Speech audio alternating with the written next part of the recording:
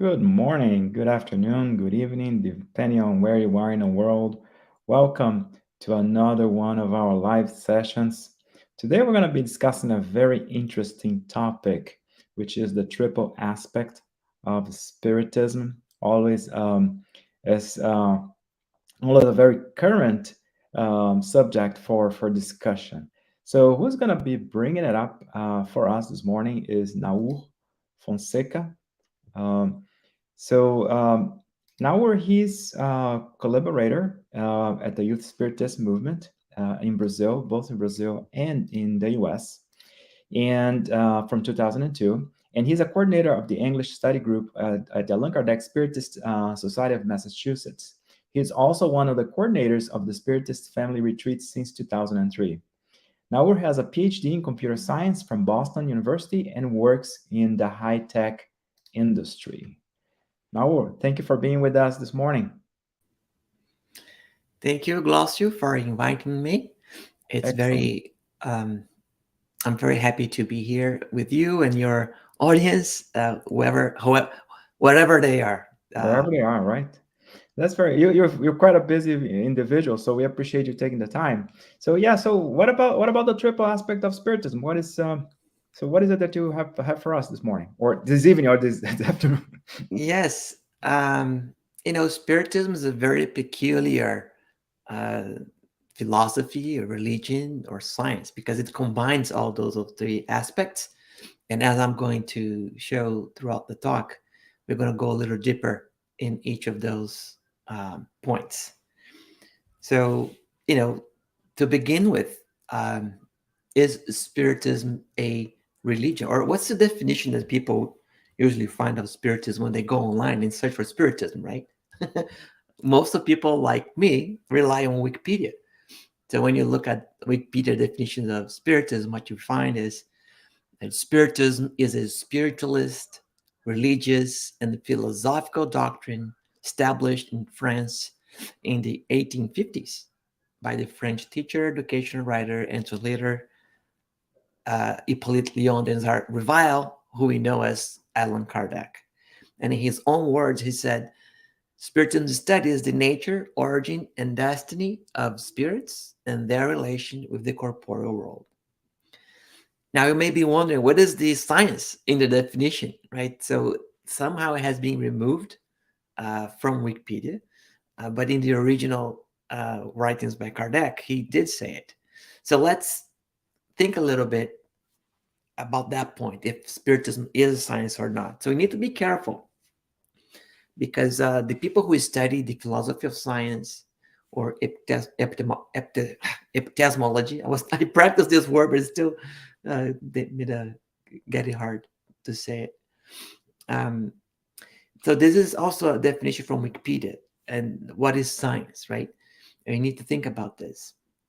So it says that science is a systematic endeavor that builds and organizes knowledge in the form of testable explanations and predictions about the universe.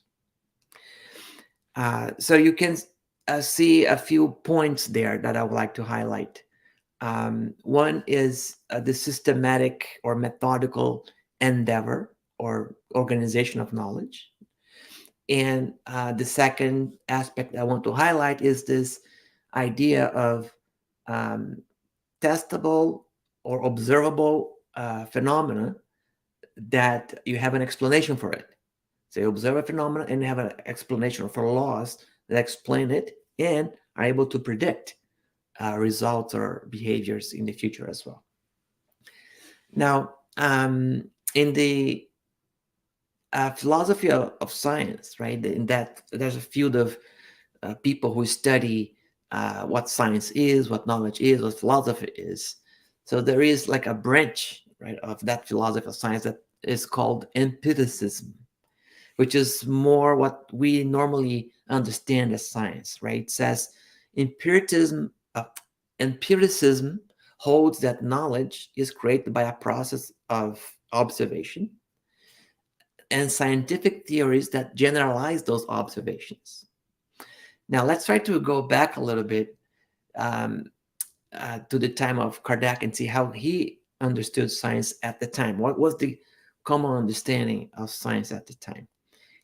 But before I move on, I'd like to say something about this picture, which is like an image of a black hole. And so this was predicted, like people didn't have the instruments to measure or to take this picture, but it was predicted how it would look like. And then until in 2019, the instrument that was created to take a picture, right? So I think this illustrates the idea of you have a theory that can predict results, and then you can observe it. So one, you observe a current fact, come up with a theory, and that theory is able to predict a future fact or observation or phenomena, right? So I wanted to show that picture as an example of that. But at the time of Kardec, so 1800s to up to 1900, right? So that century of 19th century, um, there are some famous scientists that we know today, like John Dalton, which was one of the first scientists to observe um, the atom, to come up with the idea that the atom has a nucleus and um, electrons that orbit around it, right?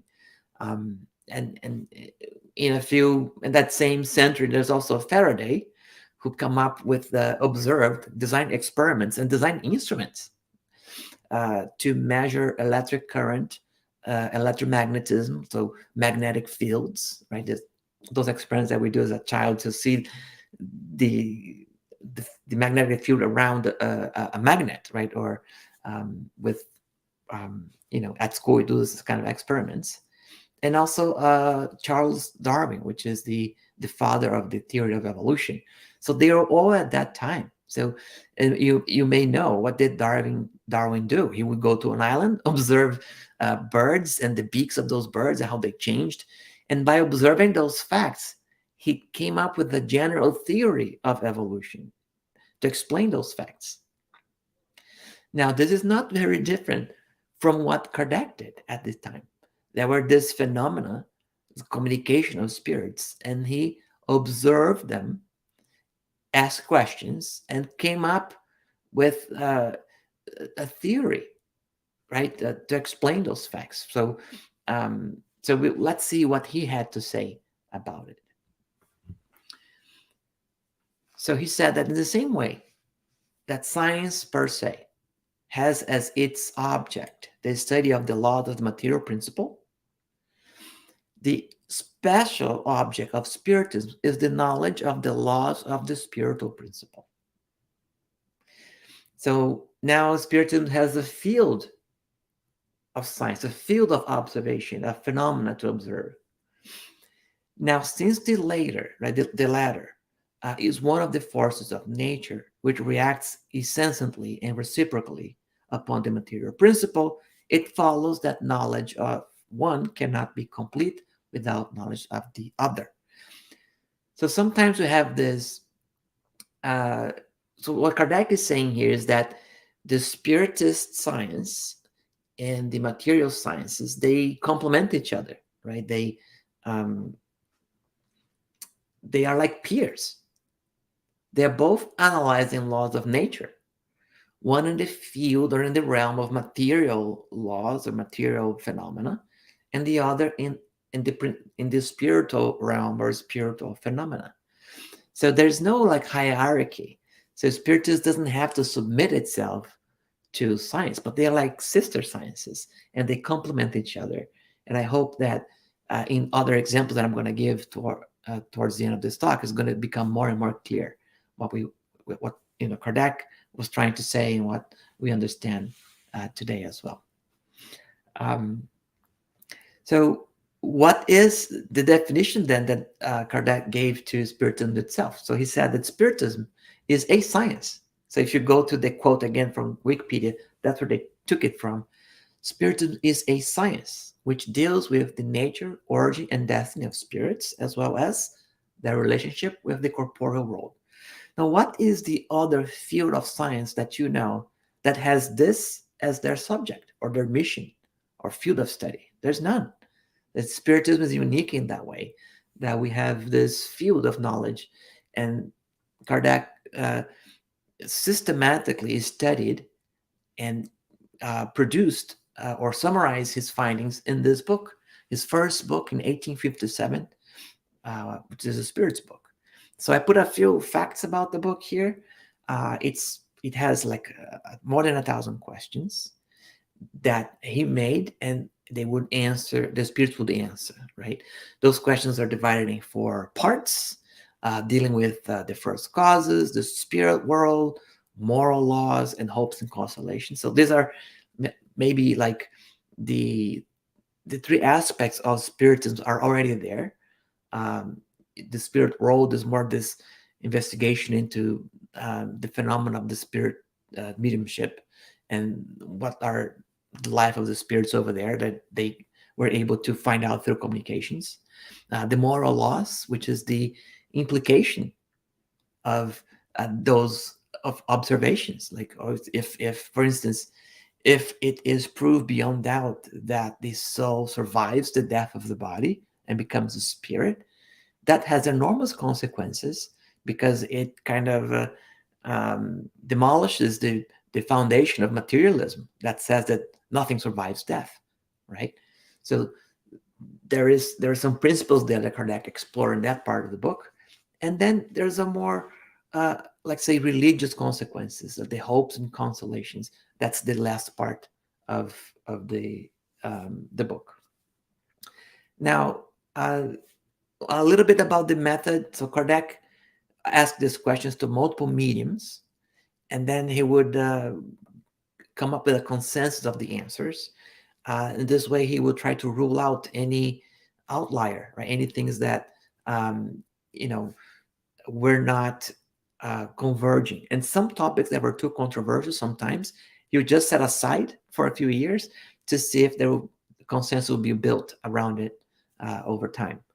Um, so he published the book in 1857, which is the right time where like other scientists have come up with general theories of electricity, for instance, because initially those communications, Kardec thought, oh, this is just magnetism.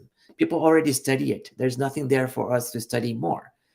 But when those same phenomena with the tables moving start answering questions via knocks and raps and you know um, this kind of noises, he don't know, maybe there's something else here that I need to study.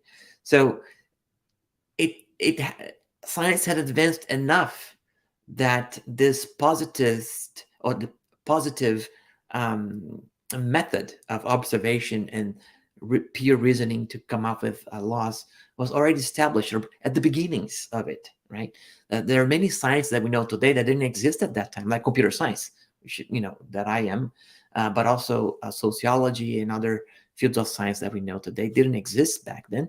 So it was all developing. So Spiritism was ripe in that kind of crescendo of science and method and observation and positivism.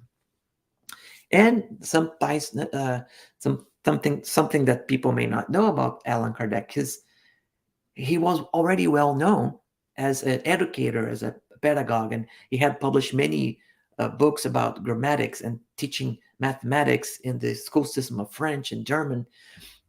So he used another name to publish the Spirits book or the Spiritism books, because he wanted the books and the ideas in there to stand on their own, and not because he was already famous as an author, right? Um, so sometimes people ask that question. All right, so now let's move on and see, is Spiritism philosophy? Let's think about that a little bit. And, defining philosophy is one of the hardest things to do, because, there's a kind of running joke that if you put three philosophers in a room and ask them to define philosophy, you come up with four definitions or more of philosophy, right? So there's many concepts, but let's see some consensus or something that is Wikipedia gives us as like a general definition of philosophy, right? So philosophy is the systematized study of general and fundamental questions, such as those about the existence, reason, knowledge, values, mind, and language. Now, if you go back again to the um, philosophy of science, right? Um, I talked before about the empiricism as a branch. So there's another branch of philosophy or philosophy of science. It's called rationalism, which places emphasis on reason as a source of knowledge. So not so much as experimenting and observation, but pure reason. So things like logic and mathematics. Um, so you can, I think you can get the idea that the philosophical inquiry or exploration is based on critical reasoning, right? So that's, I think, is the important keywords. Um, and usually there's a conversation between philosophy and science, and whatever science comes up with, like a new theory or new discovery, philosophers may say, what are the consequences of those discoveries? Um, and that pure reasoning of philosophical thought feedback science to come up with new experiments or new theories or advance in other ways, right? So there's a conversation there between philosophy and science, and as you see, um, what Kardec puts forward as uh, a philosophy that is feedback into science has an impact, has a consequence, has a transformative power. So let's see what Kardec had to say about the philosophical aspect of Spiritism. So he said, the sole fact of the possibility of communicating with the beings of the spirit world has incalculable consequences, as I said before. As it becomes more widespread, more general, more popular, more known in the world, this knowledge cannot help but bring a profound change in the customs, character, habits, and beliefs that have such a big influence on societal relations. So it's a whole revolution that operates on ideas. So Kardec was able to notice that as he was studying, and he said as much. And when he was studying those tables that are moving, those initial spiritual phenomena that people would sit around the table and ask questions and get answers through knocks and raps. Like one rap would be the letter A, two raps the letter B. It was very convoluted process, very slow process. But over time, he started improving that process. They discovered the role of mediums, and the table was not necessary anymore. They could just use the hand of a medium to write long answers to these questions, and start observing that the answers that he was getting from those questions could not be in the brains of the people around the meeting, because sometimes those ideas contradicted the beliefs of the people in the room, or maybe the medium was just a child and couldn't have grasped yet those grand philosophical questions or wisdom that the answers were proposing. So Kardec started to see, well, this could change a life in significant ways. Um, of course, personally, right? The One of the things that people fear the most after public speaking, like I'm doing right now, is death, right? But once you start realizing that, you know, the only thing that dies is the body and the spirit continues. And in fact, our true life, the life that really matters, is the life of the spirit, because the spirit is immortal. Once it's created, you know, it doesn't die, it doesn't end. So what is, um, that short period of 80, 90 years, depending, right, 65 years, or I don't know, what's the average, depending on the country you live. Um, so what is 100 years uh, before eternity, right, before thousands or millions of years? So everything, so there is a profound philosophical impact of that understanding in our lives, and they should make us feel more console, or like a less suffer less, right, and so on. So let's see, um, some of the questions, right, that Kardec put in the Spirit's book that are more like, in my opinion, more philosophical in nature. Right? So, what is God? So, depending on your definition of what is God, uh, that can affect how you, what's your relationship with God, right? Um, if you still have that, uh, let's say, Old Testament idea of God, which is a man with a white beard and he's punishing his people, if they don't follow his rules, whatever, kind of a more vengeful God, then, your relationship will be one way. But if you have a more New Testament view of God, it is more, Jesus called God our Father, our Lord, is more merciful, more loving, right? The way Kardec defined God in the Spirit's books, it's, I keep saying Kardec, but don't forget, this is called the Spirit's book for a reason. Kardec only asked the questions, organized the questions. The answers came from the spirits, right? So it's the Spirit's book. It's their knowledge. And Kardec never claimed ownership of any of this. So forgive my expression if I say Kardec all the time, but it's not, he did not claim ownership of this. And it was all the ideas came from the spirits. So the answer that he have for what is God is the first cause of everything, or the universe, and the supreme intelligence of the universe. So those two things, the first cause and supreme intelligence. So that's a very, it's a definition that doesn't limit God. It's an interesting way of thinking of it.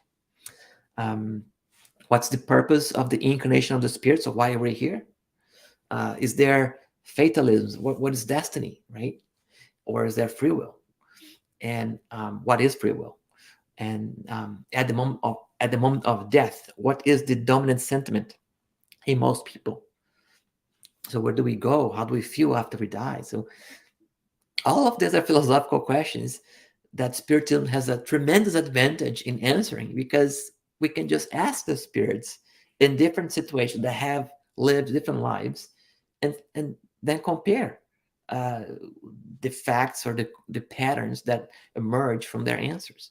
And there's a book by Kardec that is just that. It's the um, Heaven and Hell. There's a whole section there of spirit communication describing the state of their future life once they are, their body dies. So now the last part of this triple aspect of Spiritism is religious. So I once again went to Wikipedia to get a definition of religion, and so it's a mouthful. So bear with me. So religion is a range of social cultural systems, including designated behaviors and practices, morals, beliefs, worldviews, texts, sanctified places, prophecies, ethics, or organizations that generally relate humanity to supernatural, transcendental, and spiritual elements. There are more than 10,000 distinct religions in the world, but like 77% of the population has only like four religions: Buddhism, Christianity, Islam, uh, Islam, and Hinduism, right? And so all and 15% of the world population has no religion at all. So there's a small percentage, like 8%, that has more than 9,000 religions, right? So the percentage of spiritists in the world is very small indeed. Um, just a curious fact that I got from Wikipedia. I found interesting. Um, and I'll come back to this a little later. The the the things I like to highlight here is that Kardec himself, he wrote about this question: is Spiritism a religion? In the Spirits magazine of 1858, I suppose. And I have a quote here. I'll show it later. But just notice here in the definition, I highlighted a few aspects here. So I put in yellow things that are more, let's say, um, specific to religions as we know it, like certain practice, behavior, certain beliefs that cannot be questioned, some places and texts that are sacred, right? Um, And I put in pink, right, or magenta, things that are more like mystic, supernatural, right? It's another, maybe like a third definition, understanding, common understanding of religion. And then in green, I put some more like basic elements or fundamental elements of religions that, as you're going to see, Spiritism also shares. So it's the morals, the ethics, and the spiritual elements of religion. So let's see how Kardec answered that question: is Spiritism a religion? So he said, first he quotes this passage from Matthew, "For where two or three gather in my name, there I with them." This was a quote from Jesus, right? And then he goes on to say, religion as this communion of people around the same thought or purpose. When people gather in a place like a church, it could be a Spiritist center, could be a square, right? And they gather with a spiritual purpose, a common noble spiritual purpose. That would be in one way to interpret this passage from Jesus, right? It's a religion. So, is Spiritism a religion? Well, yes. In the philosophical sense, Spiritism is a religion because it is the doctrine that founds the bounds of fraternity and the communion of thoughts, just like Jesus was explaining that phrase there, right? On the most solid foundations, the very laws of nature. So the principles of charity, love one another, the golden rule, is, according to Spiritism and the observations that Kardec made, it's a universal law. So the gospel is not only a set of instructions for people who are Christians. It is a revelation. It reveals the principles of divine laws in the entire universe. See how bigger the gospel has just become, right? Now, so why then have we declared that Spiritism is not a religion? Because Kardec used to say that Spiritism is not a religion, but a spiritualist philosophy. If you look at the front cover of the Spirit's book, you'll see that Spiritist, spiritualist philosophy, right? So it's because there is only one word to express two different ideas. And that in the general opinion, the word religion is inseparable from that of worship, form, like rules, absolute principles that cannot be questioned and must be believed as a matter of faith. Hierarchy or priestly caste with this entourage of hierarchies, ceremonies, and privileges. So when someone asks you, is a Spiritism a religion? So perhaps we should ask in return, what do you think religion is? And if they say, well, religion is just a bunch of rules and forms and rites, and there's a priest and a hierarchy and a church, and right, so if that's your definition of religion, then Spiritism is not a religion. But then you can ask, what else is a religion for you? Is that all? And then you say, no, religion is also my connection with God, my experience of God, the way I conduct myself, my moral principles. Then Spiritism is a religion. You see? So it's kind of the problem there is there's only one word to express two different ideas, as Kardec put it. Now, this is very interesting because once Kardec, from the observations of the spirit communications and the philosophical answer that he was getting for his questions, like the more that imply a different way of thinking, and when he started to observe that this philosophy had moral consequences, ethics consequences, he started thinking, whoa, okay. When it comes to moral conduct, to ethics, what really matters is a role model, an example, someone that we can copy to, that can follow, can. So he asked this brilliant question in the Spirit's book. Um, he asked the spirits, "What is the perfect standard that God has offered to humankind as a guide and model? Because if you have moral consequences, so who should we follow? So how should we behave? Who is the example of behavior that we should say?" He did not ask, like, give me a good role model, or he went for the perfect role model, right? Because there are many good role models in history. You know, Mother Teresa of Calcutta is one that comes to mind. Gandhi is another one that comes to mind, right? Francis of Assisi, right, is another one. All of these people that have moved humanity in a positive way.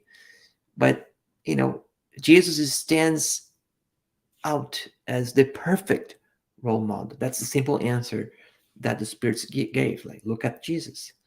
Um, so now Kardec started thinking, okay, now where can I find more information about Jesus? In the Gospels, all right. So let's study the Gospels, right?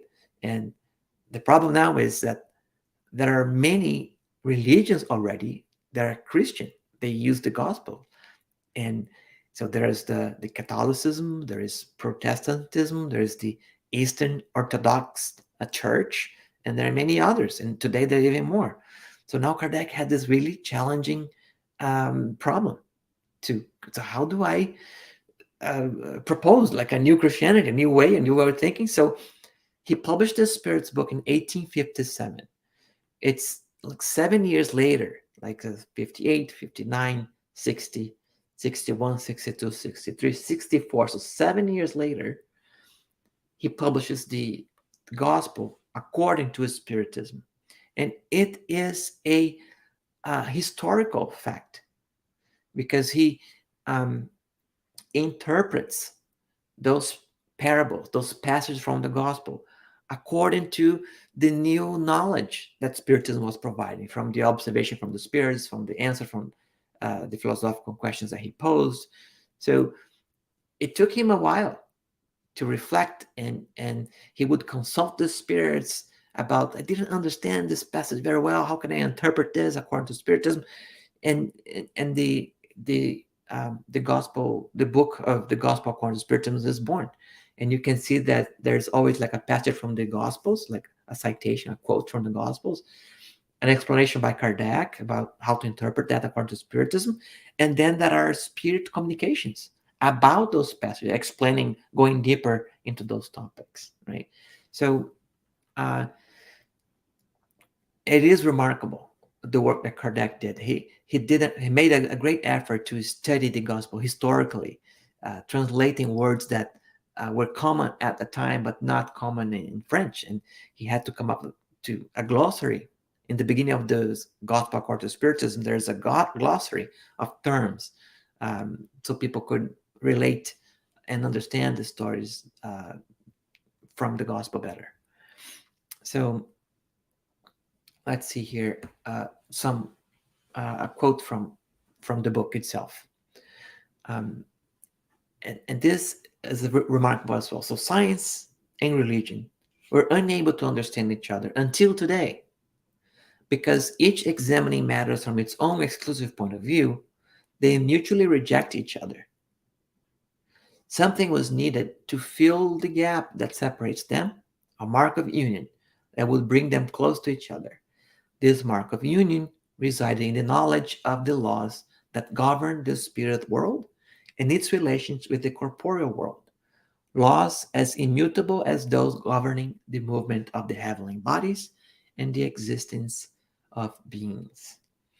So, Spiritism is maybe the first religion or philosophy that is able to face reason uh, or science on equal standing, right? And Kardec went so far as to say that, um, if in any point of Spiritism science contradicts Spiritism, you can abandon that point of Spiritism and follow science, right? So he was humble enough to kind of realize you know, we may discover more. Maybe spirits haven't revealed everything yet. There's more to discover, and we should keep following this human pursuit of knowledge, right, and truth, which is science. Um, Now let's see one more quote from the gospel that I selected here. Um, in the introduction of the book, he'll say that the gospels can be roughly divided into 5 parts. There's the ordinary events of the life of Christ when he was born, right? What he did when he was a child, right? All those things. Uh, that are the miracles, the healings that he did. There are the prophecies, he talked about the future. And then there are some words that were taken by the church to create its dogmas, to found its church, right? Um, and lastly, there are the moral teachings. Now, there's more consensus or more agreement in this moral teaching. So those are the parts that Kardec selected to explain in the gospel according to Spiritism. And that's the focus of the book. And he has this phrase that we like to cite so much: unshakable faith is only the kind that can stand face to face with reason in all human epochs. So that's what I'm saying before, that you know Spiritism combines those 3 aspects very well and in harmony. So it, it, it proposes a reasoned faith instead of a blind faith. It proposes that we come to our conclusions ourselves as we study Spiritism deeper and deeper. That's why it's very hard to understand Spiritism through a cursory, or you just skimmed over the books or the theory or a page in Wikipedia. No, you need to kind of really dedicate time and efforts like a science. You don't learn physics in one class. You need to kind of persist years and years to get an understanding of this new field of study, which is this spiritual laws, right, that is contained in these books that Kardec codified in the 19th century. So what is then the contribution that Spiritism gave to the understanding of the gospel, right? So that, you need to read the whole book, but I selected a few passages here that just to give some examples. People may already be familiar with some of these passages. So the parable of the sower in Matthew chapter 13, verses 3. Then he told them many things in parables, saying, a farmer went out to sow. Okay, there's this word farmer there, right? The parable of the weeds in Matthew chapter 13, verse 24. And Jesus told them another parable, the kingdom of heaven. What is this kingdom, right? It's like a man who sowed good seed in his field. And then that's the word seed, right? The parables of the mustard seed and yeast, also Matthew chapter 13, verse 31. He told them another parable. The kingdom of heaven is like a mustard seed. Again, the word seed, which a man took and planted in his field. So, if you can transport yourself back to when Jesus was here with us in embodied, right? Maybe you won't understand those daily stories of your daily lives in one way, but we're so far removed from it. We do need some help to interpreting these words. And there is a collection of books after Kardec. So they were published by the medium Chico Xavier or Francisco Cândido Xavier, and he had this mentor, this spiritual guide, very wise, called Emmanuel, who had studied the gospel and continues to study to this day, and he helped come up with interpretations for these parables in this collection of books that I'm going to show here. So here there's one book called Our Daily Bread, and there's a passage there in when he's talking about Jesus, he says, "It's necessary, therefore, that the sincere disciple takes lessons from the divine cultivator." So Jesus is this divine cultivator, right? It's this role model that we all need to follow. So who's the farmer or the sower? Is Jesus. Okay, so let's move on. What's the kingdom of heaven? So there's so many places that this comes up, and in different books, The Way, the Truth, and the Life, Good Tidings, Living Spring, Our Daily Bread again. So let's begin from the top. So the kingdom of God, the kingdom of heaven, however divine and immortal, naturally escapes human sight. And this is commenting on a passage where Jesus said that the kingdom of God does not come with exterior appearances. And Emmanuel has the opportunity to say in that chapter that, everything that we able to see with our eyes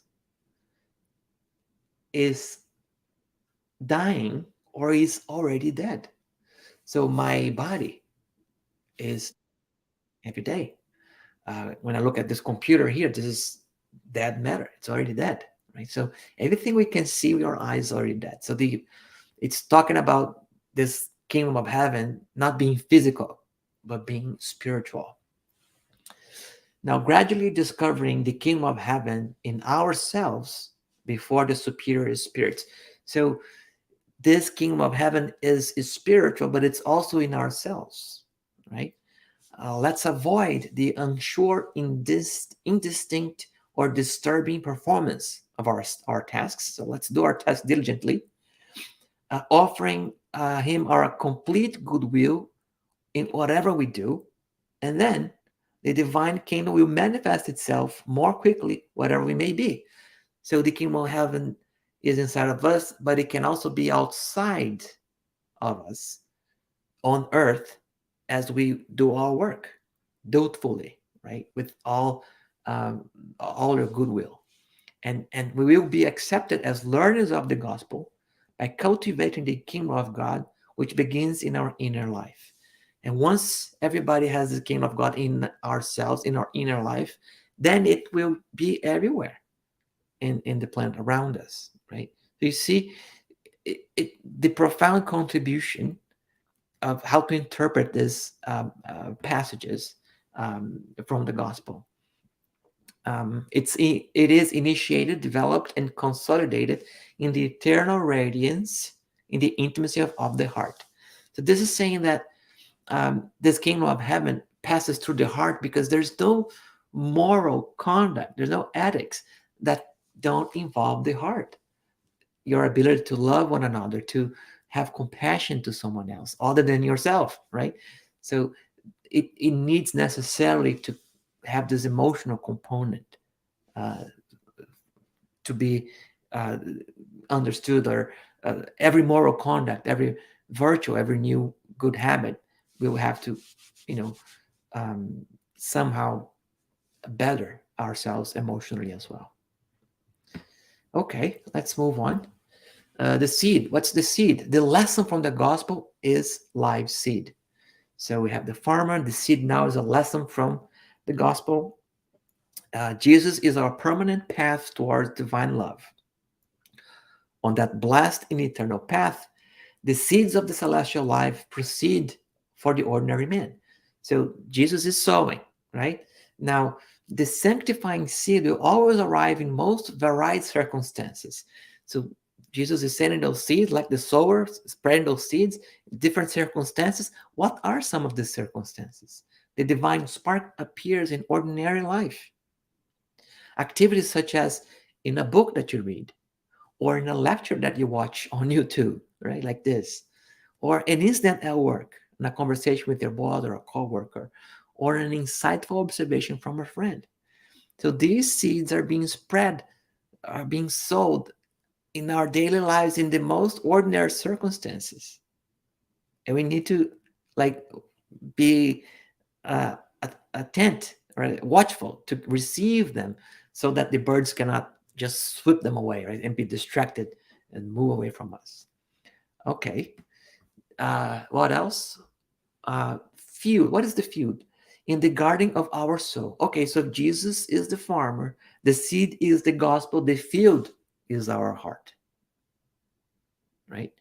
Not only our heart, but the field of Christ is a region of active and non-stop labor. So earth itself around us, remember we said when we start working with goodwill, so that becomes another field. And the human soul is as receptive as the earth. So again, um, kind of just a glimpse of how Spiritism has contributed and expanded the gospel. Now it's not a dead letter anymore. It comes alive. It's easy to understand. It's in a language that anybody can read and understand. So that's a great expansion, a great contribution to the lesson of the gospel to our days of today. All right.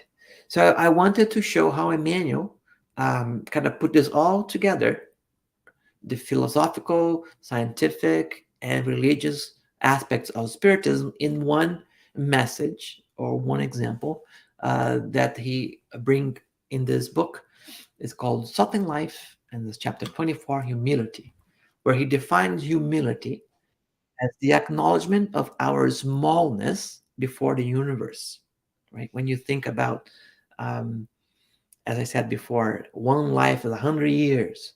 What is 100 years before immortality, right? What is our little planet Earth when you have hundreds of billions of stars in our galaxy and hundreds of billions of galaxies in the universe, right?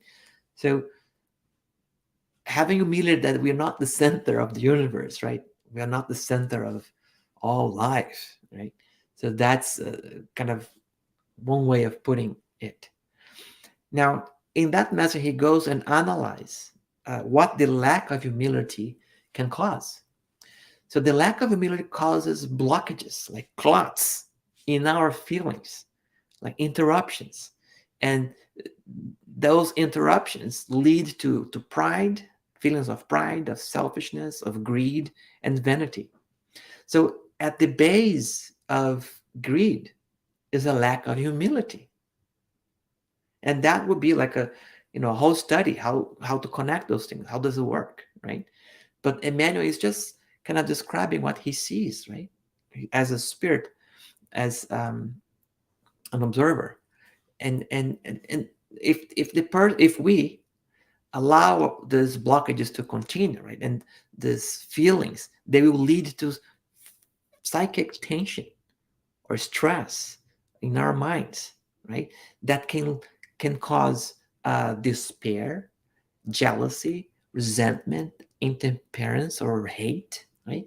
So um, this starts affecting our daily lives, right? We start having this psychic events or disturbance or stress, and we know that this psychic tension, this stress, can express themselves as organic syndromes, can affect our health, our body, and they will express themselves or show up as depressive and emotional disturbances, ulcerations, and cellular dysfunction, or like cancer, cellular dysfunction. So, can you realize that at the base, as the root cause of a cancer, somewhere is that um, lack of humility on the top that we mentioned here, right?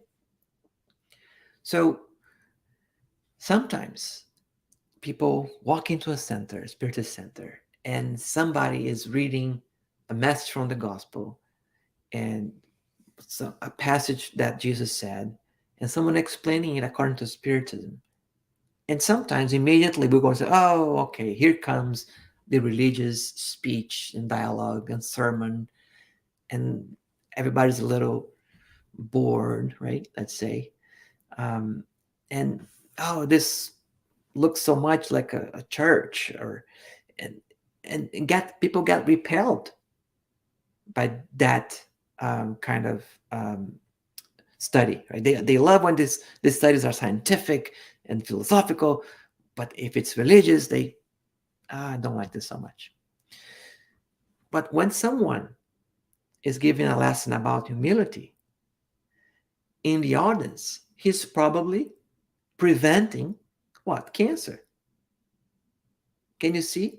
So this is how the science, philosophy, and religious aspect of spirits come together in a Spiritist center. Is one example, right?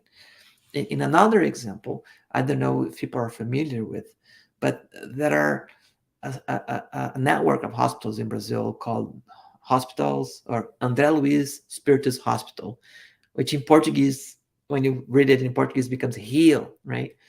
Um, and these are psychiatrist hospitals sometimes, and people sometimes patients are brought in with conditions called obsessions or spiritual influences, but they have gone to a degree that is not a simple obsession anymore. It has become a fanaticism or subjugation, or and the person is having trouble um, getting control of their own thoughts. It's, as I said, the psychic tension, emotional blockages, all of that, right?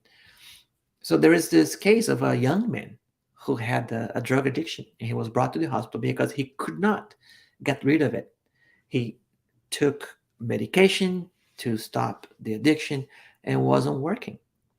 So they bring him to the hospital. They do a mediumistic meeting, and the father of the young man communicates he had passed away and he did not accept his death, and he was now obsessing his son. Now, is there a pill that you can take to end obsession? No. So, what was the treatment? How do you take a pill of humility? So, in that case, what they did was they had to orient, guide the spirit, teaching or talking to me about those eternal, divine, moral laws, as Kardec explains in the Gospel according to Spiritism and in the Spirit's book, trying to make the spirit realize his new situation and how he was harming or his son, and reminding him of the moral laws.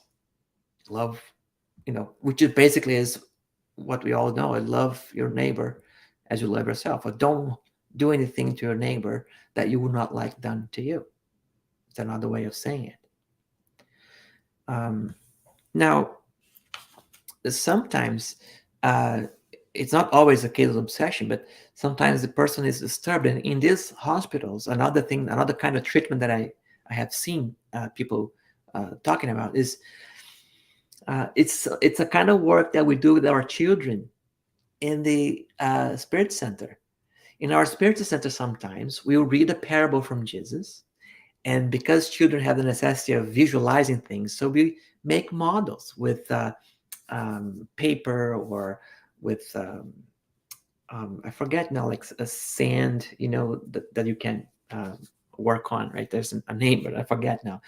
So you make little statues, right? So a physical model of the parable, so the children can realize, understand it, and then we come with the explanation from the Spirit's book, and how to interpret that. So in many of these hospitals, grown-up men who have some kind of psychic event, they are working on the same parables, drawing, creating sculptures of those events, to let it kind of uh, let the brain, let the unconscious get those messages of the eternal laws that govern our universe uh, in the realm of the spirits. So this is the Spiritist science, the Spiritist philosophy, and the Spiritist religion. So I hope that I have uh, made you think more about those triple aspects, how all of them are important, and somehow have lift up your spirits and be more uh, faithful, like more confident that this this Jesus that we present in the Spiritist doctrine, right? The Spiritist Spiritism is present in our lives, because these lessons that he taught us are common in the whole universe, right? So we're not apart from the universe, and our happiness depends on us absorbing and putting in our daily lives, living as this immortal spirit, currently sitting in a heavy body, but with eyes pointed to the immortal life. So, Glaucio, I think that was the message I had prepared. Um, I thank you again for allowing me to speak to our listeners in the internet, and I hope, if there are any questions, I hope I'll be able to answer them. Yeah, well, there are several questions. Thank you. Now, we're very interesting. I really like the way that you not only explain, right, in the Spirits book, but you also brought it to light by also bringing examples from some other spiritual authors as well. So that was very interesting. We do have questions, so there you know. Uh, TV say, so would it be more appropriate to call the religious aspect of Spiritism moral aspect, as not to put it in a box and scare those who are not comfortable with religions? What do you think about that? I'll do what I said I would do. What do you think religion is? Okay. What's your definition of religion, right? So the problem there is that there is just one word for two different ideas, right? Call it a moral aspect, call it religious aspect, with the understanding that religion, as Kardec understood it for Spiritism, was the same meaning that comes from the word in Latin religare, which is binding human to God, right? This reconnection of humanity with divinity. Okay. Celso Loureiro had a very interesting comment. It should be noted that although Kardec says Spiritism, in its philosophical moral aspect, generates a religious feeling, he peremptorily denied that Spiritism is a new religion. So it's kind of related to the previous question. Yeah, that's right. So uh, Kardec usually did not say that Spiritism was a religion, but in that article from the Spirits magazine, he's giving a lecture and he's explaining why not, right? And again, same reason, because there's only one word for two different ideas. So he defined Spiritism as um, a spiritualist philosophy, as he also reminded us in the Spirits book itself. Interesting. A question. Why did Kardec formulate the first question of the Spiritist book as "What is God?" instead of "Who is God?" Uh, Probably because it was smarter than us, or maybe the Spirit of Truth kind of made a correction. I don't know how the editing process was, but if you ask who is God, in the way you ask it, it already imply that God is a person, an Hmm. individual, like who, like spirit maybe, right? But when you ask what, then you're not limiting the answer. That's why I said Kardec in the Spirits book, the spirits are able to define God without limiting God, right?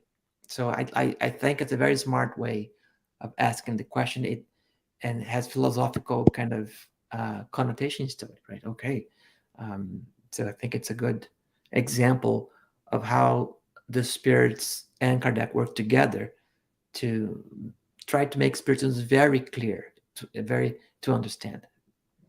And shows also a rationalism, right, or an analytical. You can tell that it was written by a very analytical person. Kardec slash the Spirit of Truth as well. Mm-hmm. Yes.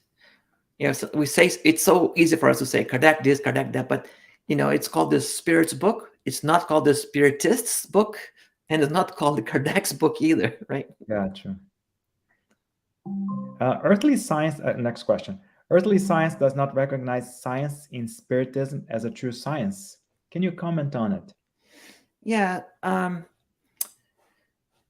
So as I said, there's not much agreement. This is still, I think, a field of study, right? Um, on one hand, um, you can say that um, the fact that science usually requires that experiments, the observable phenomena in the experiments, they need to be repeatable, right? As we read in the Wikipedia's definition. Um, this is a little hard to do in the spiritual realm if you understand the laws of spiritual manifestation, because like as the kind of spirits who were giving communications to Allan Kardec at the time, they had this mission of bringing the Spiritist revelation to the world, right? Those are very wise and, um, elevated spirits. They are not at our disposition. They are not at anyone. I'm gonna try to reproduce this and create an experiment and expect a spirit of truth himself is gonna come and give a communication. So there is an intelligent being on the other side. So there are, let's say, laws that are methods that need to be applied. So that's why I said the study of spiritualism requires dedication, right? It requires time to acquire that experience. Um, on the other hand, right, you can see that um, some aspects, some principles of Spiritism are creeping up in other fields of science, right? So there are some scientists, a famous scientist called Ian Stevenson. He passed, and now one of his followers, Jim Tucker, in the University of Virginia, they have been studying the phenomena where children remember past lives, children who sometimes have birthmarks that mimics or that correlates with uh, coronary reports of death wounds, lethal wounds, right? And all of those cases he put together, by now thousands of cases, all of those cases put together have a strong evidence in favor of reincarnation, right? There are other um, people in the medical sciences studying the brain of mediums when they are giving communications and finding out the role of some physical organs in um, the moment of communication. There are people studying uh, the properties of water when the water has been magnetized, right, or blessed, right? Some people say. So all of these things are coming up, and in the book Religion of the Spirits by Emmanuel as well, uh, there's a quote saying that Spiritism is not going to be the science of the future. Remember, we said 10,000 religions exist, right? So Spiritism is not going to be the religion of the future, but it is going to be the future of religions, because, as Kardec said, these are natural facts, natural phenomena. They're true facts. They exist now. They have existed before Spiritism. Spiritism did not invent them. So, as a natural fact, the same way we're able to observe the black hole when we created that new instrument, right? Uh, we are we'll be able someday to experience spirituality and spirit communications more readily in our society. So I think that was what Emmanuel tried to say. So yes, I think the concept of science is evolving, right? We're in this constant pursuit of knowledge and truth. And because spiritism is one of the laws of nature, we're bound to discover it some other ways as well, not necessarily in a spiritist center, right? So that's another thing that spiritists need to kind of start thinking about. What when spiritism is going to be taught at the university or a school? What do we do in the spiritist center? Should we close the spiritist center then? So those are things that we don't know yet, right? Questions for the future. Questions for the future. But speaking of questions, we have the last question for you. How can we best leverage the ancillary Spiritist books, Spiritist books, such as the books by Chico Xavier? Um, well,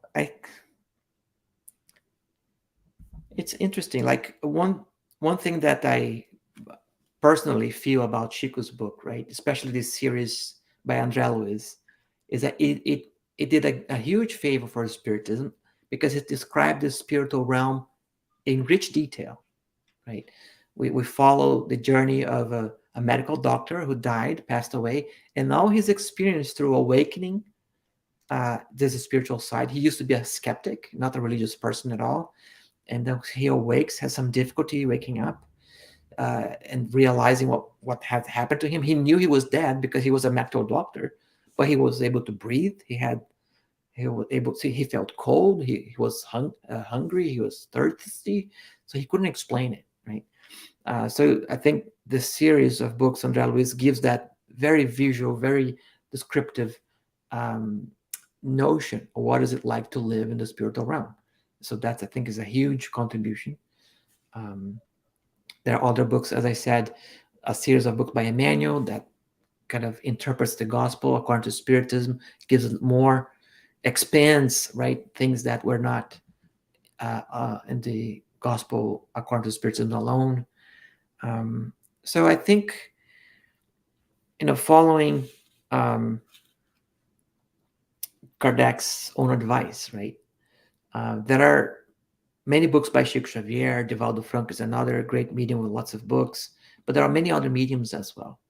So what I think you know, I think the general advice is the same that Paul of Tarsus gave. So you can analyze everything, all the books, and you keep what's good, right? So we kind of have a high confidence in the work of Chico Xavier because of the altruism, the kind of man he was. He never took any profit from his books because he said, "These books are not mine. These books are from the spirits," and therefore. All the proceeds from the books he gave it to charity. He gave it to not for himself.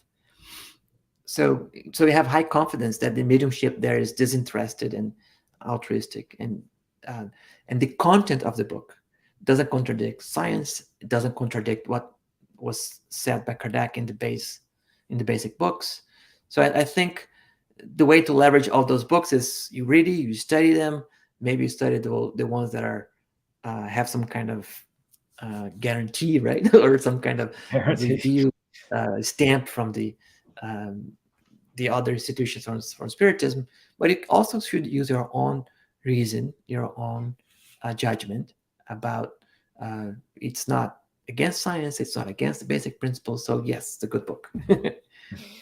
Yeah, I mean, just like just like what you were mentioning in the beginning about the work by Kardec, right? This analytical mind and filtering and organizing, and collecting what's good. That's what it boils down to. Yeah, that was the last question. Thank you. Now, do you have Thank you.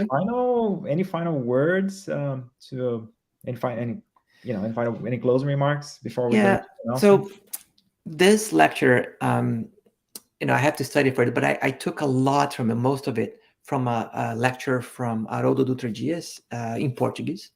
Um, and when I first saw it, what really kind of I got out of it is sometimes we dismiss a little bit of the religious aspect. Me personally, sometimes that's not some people have preferences. I prefer this Spiritist book. I prefer the Gospels. I prefer the Mediums book, right?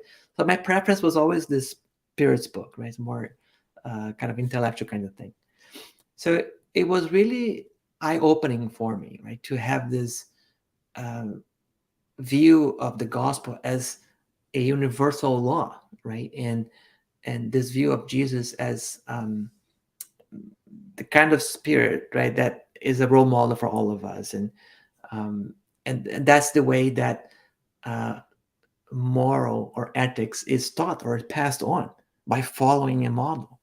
So I think, and sometimes we shy ourselves from that side of spiritualism because it's a religion, right? But it's not a religion. But it's always a little awkward when we're talking to people and they ask you, "Oh, what do you do on Wednesday nights?" "Oh, I go to the Spiritist Center. I go to church." So we always don't know how to answer that exactly. And in spiritual in English speaking circles that I have been attending that are spiritualists, the moment you mention religion, they kind of, "No, I don't like religion." I think what they're really saying is, "I don't like organized religion." And that's, again, the problem with having just one word for two different thoughts. So I think it helped me have more arguments when talking to people who are not familiar with Spiritism to say, well, what is your understanding of religion? Right? So just ask that question and then be very comfortable in explaining why Spiritism is religion in one aspect and not in another. Excellent. Thank you very much, Nahur. That was a very interesting lecture. Thank you for taking the time and explaining the triple aspect to us. So we have some announcements. There's a new podcast. Is Psychology and Spirituality, a bridge to a better life. So it's based on the work by Joanna De Angelis.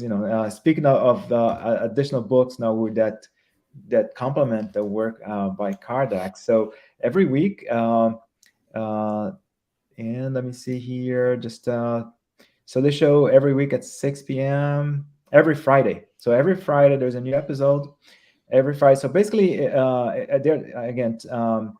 They expand, they confront, compare, correlate, and expand the concepts from psychological lens, bringing insights, actionable tips, and advice to help lead a better life. And of course, everything is based on the Spiritist doctrine. And for next week, we will have Anizu Resin. He's going to be speaking of psychology, dealing with psychic and mediumistic phenomena in today's secular world. So that's another very interesting topic. So again, same time here on our, we're going to be doing continuation to our weekly sessions, weekly live sessions. I appreciate everybody's time, and we've been going strong for almost 3 years. We have a great collection of lectures and some new, some other lectures coming up as well. Now, would you be so kind to say the final prayer for us? Of course. So, if you're comfortable with it, take a couple of deep breaths, close your eyes, elevate your thoughts, your feelings, and let's imagine our Master Jesus with us in this prayer. And let's really put ourselves in reference to the universe and see our smallness before all the planets, all the stars, all the galaxies in the universe. But also let's also remind ourselves of the love of God for all of us, of His providence, and remind ourselves that Jesus came to serve to us as a role model and a guide. And He always showed in His interactions with the people in His life much love, much compassion, much forgiveness, much humility. And those are the traces that we want to follow and imitate in our lives. So we ask our spiritual mentors and guardians to help us be connected, be aware of all of Jesus' life's examples so that we may follow them in our daily lives. We ask for the forgiveness if we have made mistakes, we have lost a way, and we also ask the opportunity to make amends and to continue in this journey. May Jesus never forget us, that we have redouble our commitment to this work of goodness, this work of bringing the kingdom of heaven to our hearts, and as an expansion of our hearts to the whole world. May God be with us this morning and always, and so be it. Thank you very much.